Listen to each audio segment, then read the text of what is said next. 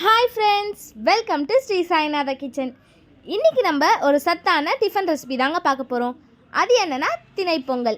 அந்த திணை பொங்கல் செய்கிறதுக்காக நான் ஒரு ஆழாக்கு திணை அரிசி எடுத்திருக்கேன். இது கூடவே அரை ஆழாக்கு பாசிப்பருப்பு எடுத்திருக்கேன்.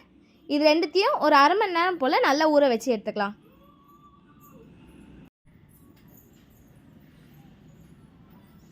இப்போ அரை மணி நேரம் ஆயிடுச்சு. அரிசியும் பருப்பும் நல்லா ஊறிடுச்சு. இப்போ நம்ம குக்கரில் சேர்த்துக்கலாம். அரிசி பருப்பு சேர்த்து 1.5 ஆழாக்கு வந்ததுனால நான் இப்போ தண்ணி 3 ஆழாக்கு சேர்த்துக்கிறேன்.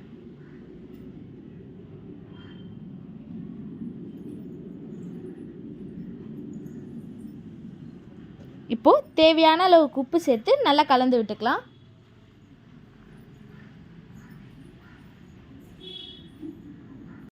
இப்போது மீடியம் ஃப்ளேமில் 2 விசில் வச்சு எடுத்துக்கலாம்.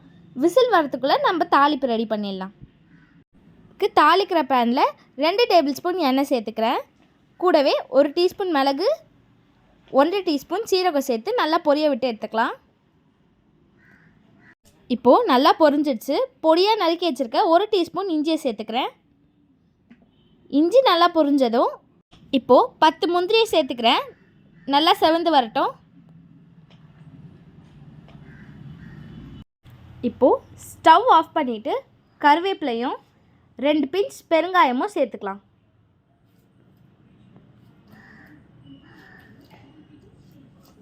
இப்போ தாளிப்பு ரெடி ஆயிடுச்சு.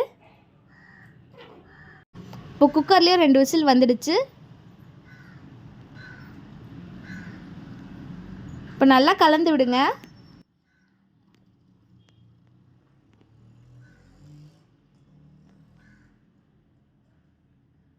இப்போது நம்ம ரெடி பண்ணி வச்சுருக்க தாளிப்பு சேர்த்து நல்லா கலந்து விட்டுக்கலாம்.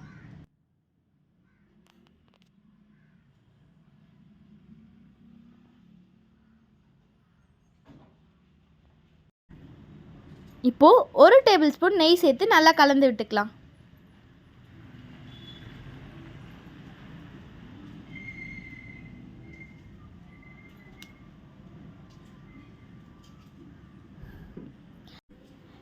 நம்மளோட சுவையான ஆரோக்கியமான திணை பொங்கல் ரெடி ஆயிடுச்சு. இந்த திணை பொங்கல் கூடவே சாம்பார் சட்னிலாம் வச்சு சாப்பிட்டா இன்னும் அல்டிமேட்டாக இருக்கும். இந்த திணை பொங்கல் ரெசிபியை நீங்கள் வீட்டில் ட்ரை பண்ணிவிட்டு எப்படி இருக்குன்னு கமெண்ட் செக்ஷனில் சொல்லுங்கள். நம்ம சேனலை சப்ஸ்கிரைப் பண்ணாதவங்க சப்ஸ்கிரைப் பண்ணுறேங்க. இந்த வீடியோ உங்களுக்கு பிடிச்சிருந்தா லைக் பண்ணுங்கள், ஷேர் பண்ணுங்கள், சப்ஸ்கிரைப் பண்ணுங்கள், பக்கத்தில் இருக்க பெல் ஐக்கானை கிளிக் பண்ணுங்கள். தேங்க்ஸ் ஃபார் வாட்சிங்.